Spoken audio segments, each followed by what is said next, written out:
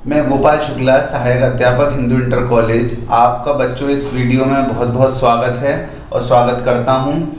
मैं आज आपको बहुपद कक्षा 10 का जो चैप्टर है वो पढ़ाने जा रहा हूं। उसके कुछ वीडियोस तो मैं आपको पहले भी प्रोवाइड कर चुका हूं। अब आज की वीडियो में दो घात बहुपद के शून्यक और गुणांकों में क्या संबंध है ये आपको बताऊंगा। और एक बहुपद को जब दूसरे बहुपद से भाग देते हैं तो बच्चों वो एल्गोरिदम क्या होती है और कैसे एक बहुपद को दूसरे बहुपद से भाग दिया जाता है वो आपको मैं समझाऊंगा विभाजन एल्गोरिदम की मदद से। तो चलिए सबसे पहले हम यही देखते हैं दो घात बहुपद के शून्यक और गुणांकों में संबंध। क्योंकि दो घात बहुपद है यानी दो से ज्यादा घात तो होगी नहीं, लेकिन दो से कम घात हो सकती है। तो दो से कम घात आपकी एक घात हो सकती है और जीरो घात। और आपने लाइन से इसके साथ क्या कनेक्ट कर दिया, ए बी सी, क्योंकि गुणांक भी होते हैं हर पद के अपने, तो उन गुणांकों का आपने गुणा कर दिया।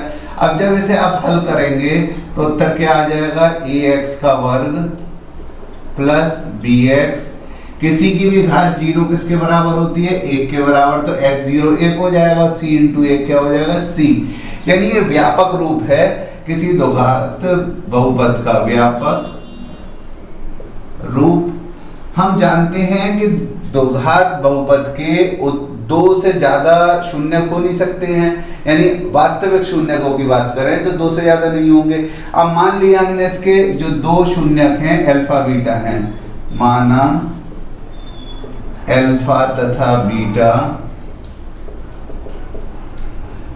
इसके दो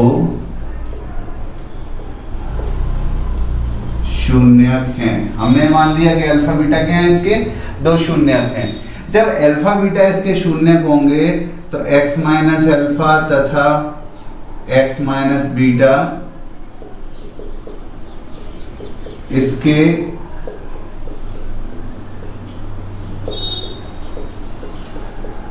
गुणनखंड होंगे।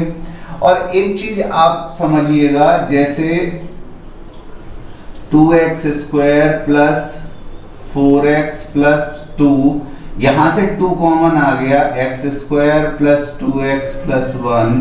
तो किसी भी बहुपद में से कोई अचर राशि कॉमन भी आ सकती है। अब वो अचर राशि क्या होगी वो तो जब पता चलेगी जब ABC की वैल्यू पता होगी।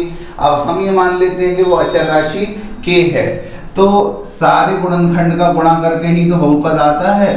तो एक तो k, एक x माइनस अल्फा, एक x माइनस बीटा। भाई ये तो दो इसके गुणनखंड है ही है। गुणनखंड प्रमेय कहती है कि अगर अल्फा शून्यक है तो x माइनस अल्फा क्या होगा, गुणनखंड। यानी एक शून्यक है तो x माइनस एक क्या होगा, उसका गुणनखंड होगा। ये अगर शून्यक है किसी बहुपद का तो ये क्या होगा, उसका गुणनखंड होगा। ये हमारी क्या कहती है, गुणनखंड प्रमेय। तो ये तो दो गुणनखंड होंगे। अब बात आई किसकी, कि जैसे ही अचर राशि कॉमन आ गई है, ऐसे कोई अचर राशि हो सकता है हमारे बहुपद में भी कॉमन आई हो, उसके बाद हमने फैक्टर करे हो तो ये फैक्टर हो, उसको हमने k मान लिया। अब हमने क्या किया, x का x में गुणा किया तो x स्क्वायर, x का बीटा में गुणा किया तो बीटा x, अल्फा का x में तो अल्फा x, और माइनस अल्फा का माइनस बीटा में तो minus minus plus alpha beta k का वर्ग। क्योंकि अल्फा पहले बोलते हैं तो इस टर्म को हम पहले लिख लेते हैं, इसको बाद में, minus alpha x minus beta x plus alpha beta. अब k का अंदर गुणा कर दो, k एक्स स्क्वायर। यहां से कुछ कॉमन आ रहा है, बिल्कुल आ रहा है, एक तो माइनस एक्स कॉमन आ रहा है और k का बाहर से गुणा करेंगे। तो जब माइनस कॉमन ले लेते हैं तो छात्रों यहाँ पर क्या होगा, साइन चेंज होगा, तो माइनस का क्या हो जाएगा, प्लस, और यहाँ पे माइनस का क्या हो जाएगा, प्लस। तो ये आ गया हमारा। अच्छा, k का तो गुणा इसमें भी होगा, इसमें भी, सब में ही होगा, तो अल्फा बीटा के साथ भी क्या आ जाएगा, k आ जाएगा। और ax square plus bx plus c किसके इक्वल हो गया, इसके इक्वल। अब दो बहुपद कब बराबर होते हैं, जब उनके एक घात के गुणांक एक जैसे हों। अब यहाँ पर x की घात 2 का गुणांक क्या है, a, यहाँ पर x की घात 2 का गुणांक क्या है, k, तो a का मान किसके बराबर आ गया, k के, समीकरण 1। ऐसे x का गुणांक कितना हो गया, b, और यहाँ पर x का गुणांक क्या है, ये k अल्फा प्लस बीटा और माइनस, तो माइनस के k अल्फा प्लस बीटा, ये किसका मान हो गया, बी का मान, ये आ गया समीकरण 2। और अचर पद का जब हमने तुलना करी तो क्या आ गया, सी के अल्फा बीटा, ये आ गया तीसरा समीकरण। हमने दूसरे समीकरण को यहां पर कंसीडर किया, b बराबर माइनस के अल्फा प्लस बीटा, तो अल्फा प्लस बीटा का मान कितना आ गया, b अपॉन माइनस के। अब हमने जो अपना दायां पक्ष है उसको बाया बना लिया और जो बाया है उसको दाया, और k की जगह हमने क्या लगा दिया, समीकरण 1 से a लगा दिया और माइनस साइन को ऊपर शिफ्ट कर दिया, तो ये हमारा एक समीकरण बन गया, इसको समीकरण 4 कह दिया। इससे क्या निकल रहा है, अल्फा और बीटा क्या थे हमारे शून्य, तो शून्यकों का योग किसके बराबर आ गया, माइनस के b अपॉन a। और देखिएगा b क्या है, b है x का गुणांक, क्योंकि x के साथ है b, तो क्या हो जाएगा, x का गुणांक।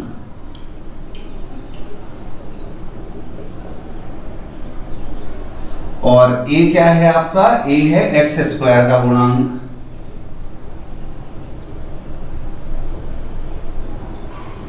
ठीक है, तो शून्यकों का योग क्या हो जाएगा, माइनस एक्स का गुणांक बटे एक्स स्क्वायर का गुणांक। और प्यारे बच्चों, क्योंकि हर सूत्र को याद करने के लिए कोई ट्रिक हो तो दिमाग में तो अच्छे से याद हो जाता है, तो आप इसको याद कर लेना, b माने बड़ी, a माने आंटी, यानी कि योग के लिए बड़ी आंटी का यूज होगा, ऊपर b बड़ी, नीचे आंटी a लिख दीजिएगा और उसके बाद माइनस का चिन्ह लगा देना। अब देखिएगा ये तीसरा समीकरण, c बराबर के अल्फा बीटा, तो c अपॉन के बराबर अल्फा बीटा। तो हमने क्या किया, जो बायां पक्ष है उसको दायां और जो दायां पक्ष है उसको बायां बना के और k का मान क्या लगा दिया हमने समीकरण 1 से a, k का मान क्या है a।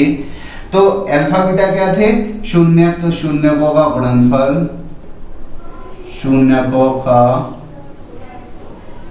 गुणनफल क्या हो गया, c क्या है, अचर पद, और a क्या है, एक्स स्क्वायर का गुणांक। तो हमारे ये दो सूत्र निकल के आए, एक कौन सा सूत्र निकल के आया, शून्यकों का योग, और एक कौन सा सूत्र निकल के आया, शून्यकों का गुणनफल, जो किसके बराबर होता है, अचर पद बटे एक्स स्क्वायर का गुणांक, जिसको आप लिख सकते हैं c अपॉन a। अब ये वाला सूत्र आप कैसे याद रख सकते हैं, c माने छोटी, a माने आंटी, यानी छोटी आंटी से याद रख सकते हो। और जब योग निकालोगे तो b बड़ी आंटी लिखोगे तो माइनस साइन लगाना है, c अपॉन a में आपको माइनस साइन नहीं लगाना है। तो बहुपदों का जो शून्य होंगे उस शून्यकों का योग क्या होगा, b अपॉन a यानी बड़ी आंटी, माइनस साइन लगाना है, और शून्यकों का जो गुणनफल होगा वो क्या होगा, c अपॉन a होगा, यानी कि छोटी आंटी। इससे आप ये सूत्र जो है वो याद कर पाओगे। चलिए, जो हमने संबंध स्थापित किए थे उस पर आधारित एक प्रश्न करते हैं। पहले तो हमें द्विघात समीकरण के शून्य ज्ञात करने हैं, फिर शून्य और गुणांकों के बीच में जो संबंध है उसकी सत्यता की हमें जांच भी करनी है। तो x का वर्ग प्लस 7x प्लस 10, हमने प्यारे बच्चों गुणनखंड करना सीखा है। 10 के ऐसे टुकड़े करने हैं 7 आ जाए, 5 दूनी 10, तो 7 को हमने किस में तोड़ लिया, 5 प्लस 2 में, x का वर्ग plus 5x plus 2x plus 10। आगे के दो पदों में से क्या कॉमन आ रहा है, x, क्या बचा, x प्लस 5। पीछे के दो पदों में से क्या कॉमन आ रहा है, 2, क्या बचा, x प्लस 10। इसके बाद हमने x प्लस 5 फिर कॉमन आ गया, क्या बचा, x प्लस 2। अब शून्य कैसे निकालते हैं, एक एक गुणनखंड को 0 करके। तो x प्लस 5 को 0 करेंगे तो पहला शून्य का आ गया -5, और x प्लस 2 को 0 करेंगे तो दूसरा शून्य क्या आ गया, -2। तो पहला शून्य का आ गया -5 और दूसरा शून्य क्या आ गया, -2। अब देखिएगा, जब x का वर्ग प्लस 7x प्लस 10 की तुलना किससे करने पर, व्यापक द्विघात बहुपद ax वर्ग प्लस bx प्लस c से तुलना करने पर a का मान 1, क्योंकि x स्क्वायर के साथ कोई गुणांक नहीं है तो 1 होगा। x के साथ b, x के साथ 7, तो b की वैल्यू कितनी हो गई 7। अचर पद c, यहाँ अचर पद 10, तो c का मान कितना हो गया 10 हो गया। अब देखिए यहां पर हम क्या करते हैं, शून्यकों का योग निकाल लेते हैं। शून्यकों का योग -5 प्लस -2 प्लस माइनस और -5 -2 अगर मिलाएंगे तो कितना आ जाएगा -7। तो जब हमने शून्य ज्ञात कर लिए और फिर उनका योग निकाला तो -7 आ रहा है। अब शून्यकों का गुणनफल, शून्यकों का गुणनफल क्या होता है शून्यकों का? शून्यकों का गुणनफल हो जाएगा -5 -2 माइनस प्लस, ये हो जाएगा 10। इसे मान लिया समीकरण। तो अब हम जो है वो संबंध क्या था, शून्यकों का योग, शून्यकों का योग माइनस x का गुणांक बटे x स्क्वायर का गुणांक, और कह सकते हैं बड़ी आंटी यानी b/a। मैंने ऐसे तो याद कराया था आपको, b/a माइनस के। तो शून्यकों का योग यहां से क्या आ रहा है, शून्यकों का योग b का मान 7, a का मान 1 -7, इसको मान लिया समीकरण 3। तो आप देख रहे हैं जो संबंध हमने शून्यकों के योग का निकाला था उससे भी शून्यकों का योग -7 आ रहा है। और अगर हम वैसे मैन्युअली कैलकुलेशन करके शून्यकों का योग निकाल लें, यानी शून्य निकालने के बाद अगर शून्यकों का योग करें तब भी -7 आ रहा है। यानी जो संबंध हमने बताया था वो बिल्कुल सही है। अब शून्यकों का गुणनफल, शून्यकों का गुणनफल, शून्यकों का गुणनफल क्या होता है, अचर पद बटे x स्क्वायर का गुणांक। अचर पद कितना है, अचर पद है 10 और x स्क्वायर का गुणांक 1। यानी अगर आप चाहें तो इसे वैसे भी याद कर लीजिए, छोटी आंटी और c का मान 10, a का मान 1, तो उत्तर कितना आ गया 10। और हमने अगर शून्य निकालने के बाद गुणनफल निकाला था तो भी तो उत्तर 10 आ रहा था, यानी कि संबंध से भी वही उत्तर आ रहा है। और जब हम मैन्युअली कर रहे हैं इसको, यानी शून्य निकालने के बाद गुणनफल निकाल रहे हैं तो भी वही उत्तर आ रहा है। इसका मतलब फिर संबंध स्थापित हो गया। इसको मान लीजिए समीकरण 4। अतः शून्यकों का योग बराबर -x का गुणांक बटे x स्क्वायर का गुणांक तथा शून्यकों का गुणनफल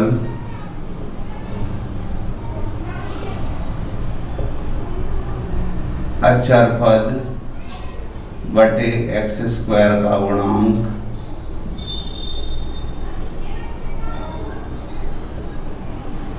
सही है।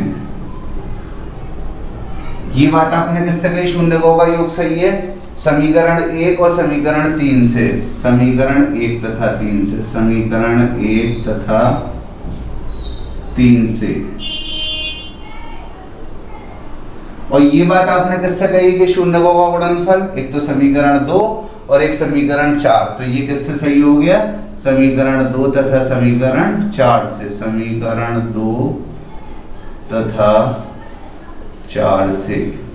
तो इस प्यारे बच्चों, ये हमारे संबंध इस तरह से स्थापित करने के लिए बोर्ड एग्जाम में आ सकते हैं। तो आप इसे समझो और इस पे आधारित और प्रश्न हल करिएगा। चलिए प्यारे बच्चों, एक क्वेश्चन और हल करते हैं कि हमें द्विघात बहुपद के शून्यकों का योग और गुणनफल दे रखा है, हमें बहुपद निकालना है। तो माना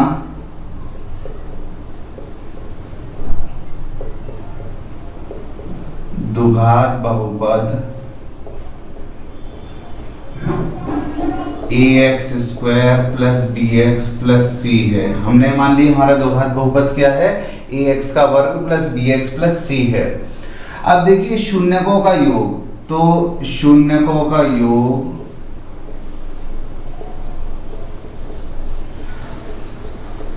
ये क्या होता है, माइनस के b अपॉन ए, और कितना दे रखा है -3, और शून्यकों का गुणनफल, शून्यकों का गुणनफल ये याद कराया था ना आपको बड़ी आंटी से, b अपॉन ए, और शून्यकों का गुणनफल c अपॉन ए यानी छोटी आंटी, कितना दे रखा है 2 दे रखा है 2/1। एक द्विघात बहुपद ज्ञात करना है। तो प्यारे बच्चों इस तरह के सवाल में ये जो आपका हर है ना ये एक जैसा होना चाहिए। तो यहाँ तो इत्तेफाक एक जैसा हो गया, अगर एक जैसा ना भी हो तो एक जैसा बना लो गुणा भाग करके। तो एक जैसा हो तो ए का मान यहाँ भी सामने एक दिख रहा है, यहाँ भी एक दिख रहा है, तो ए का मान क्या आ गया, एक मान लिया हमने, ठीक है। अब b के सामने क्या दिख रहा है, माइनस b के सामने -3, तो b का मान माइनस से माइनस कट के कितना हो गया 3, और c के सामने क्या दिख रहा है 2 दिख रहा है, तो c का मान हो गया 2। जब आपको एक द्विघात बहुपद ज्ञात करना हो जैसा कि एनसीईआरटी के ज्यादातर प्रश्नों में है, तो आपको बस हर एक जैसा बना लेना है। चाहे उसके लिए आपको किसी संबंध में गुणा भाग करने की जरूरत हो तो कर लीजिएगा, लेकिन करना पड़ेगा ये, उससे a का एक मान आ जाएगा, b का एक मान, c का एक मान। अतः द्विघात बहुपद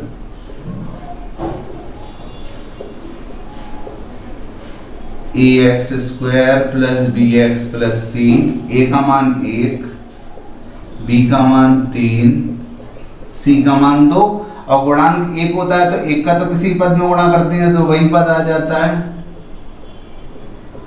अतः द्विघात बहुपद x square plus 3x plus 2 होगा।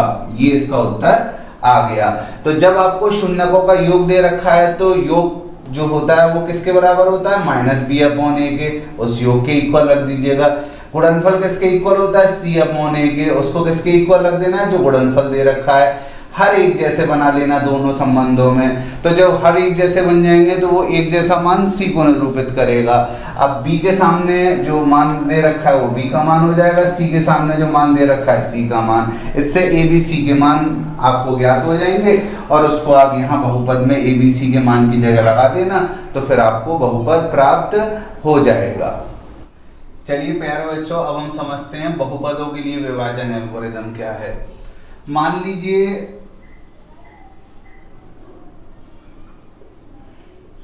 px एक बहुपद है जिसमें हम किसका भाग लगा रहे हैं, दूसरे बहुपद gx का। तो भाग जितने बार पूरा पूरा चला जाएगा उसको बहुपद हमने क्या मान लिया qx, और मान लीजिए लास्ट में शेषफल क्या बचेगा rx। तो आप अच्छी तरह से जानते हैं इसको क्या बोलते हैं, भाज्य, इसको क्या बोलते हैं भाजक, इसको क्या बोलते हैं भागफल, और इसको क्या बोलते हैं शेषफल। अच्छा, क्योंकि शेषफल भाजक से नीचे है तो इसका मतलब कि शेषफल की जो घात होगी वो भाजक की घात से कम होगी। शेषफल यानी rx की घात हमेशा भाजक यानी gx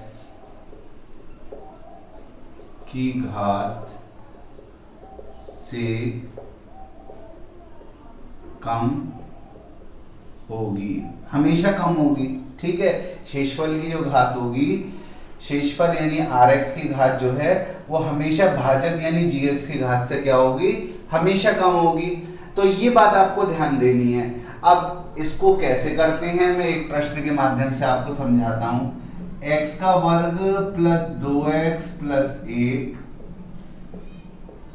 x3 plus x square plus 2x plus 5। ठीक है, अब देखिएगा सबसे आसान तरीका प्यारे बच्चों आपको बताता हूं। यहां पर सबसे बड़ी घात वाला पद कौन सा है, ये, और जो भाजक है उसमें x की सबसे बड़ी घात वाला क्या है, एक्स स्क्वायर। आप रफ काम करो, यहां मान लीजिए हम कर लेते हैं रफ कार्य।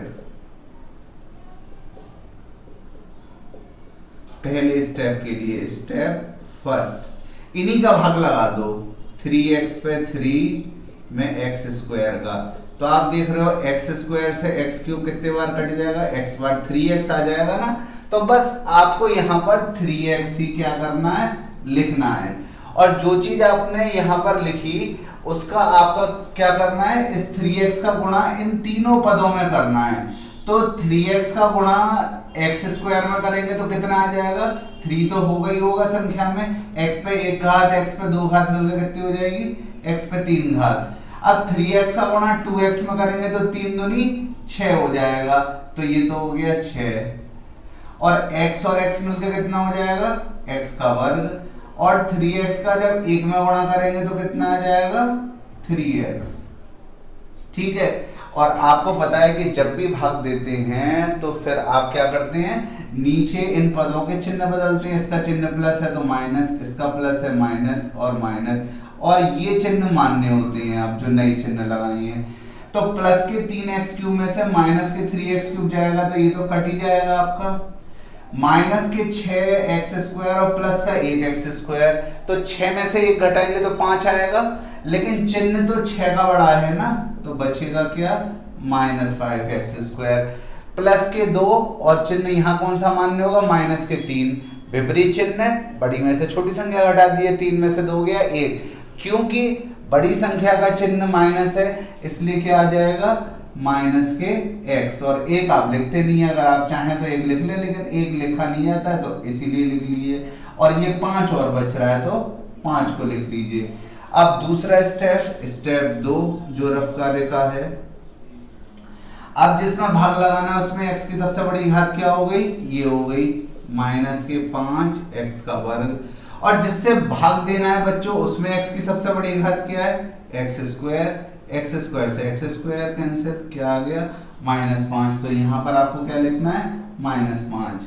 ठीक है, अब इस -5 का इन तीनों पदों में गुणा करना है, -5 का एक्स स्क्वायर में गुणा करेंगे, -5x स्क्वायर, -5 का प्लस के 2 में करेंगे तो 5 दूनी 10, और चिन्ह देखिएगा माइनस प्लस माइनस, और क्या बचेगा x, और -5 का 1 में गुणा करेंगे तो -5, और हर स्टेप बाद क्या किया जाता है, चिन्ह बदले जाते हैं, तो प्लस यही मान्य होगा, प्लस ये वाला चिन्ह मान्य होगा, चिन्ह बदल के जो नए चिन्ह होते हैं वो मान्य होते हैं, ऊपर -5 नीचे +5 एक्स स्क्वायर कैंसिल हो जाएंगे, नीचे प्लस का 10 ऊपर 1 तो 10 में से 1 गए 9, नीचे प्लस के 5 ऊपर प्लस के 5, 5 और 5 मिलके कितने हो गए 10।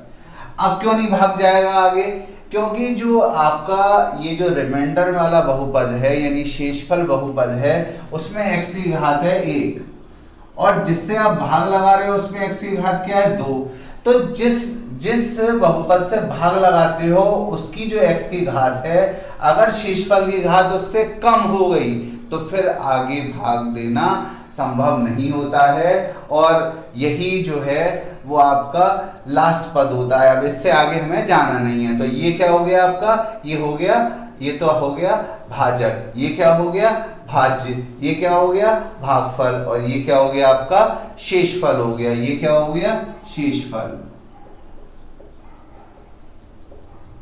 ये क्या हो गया भागफल,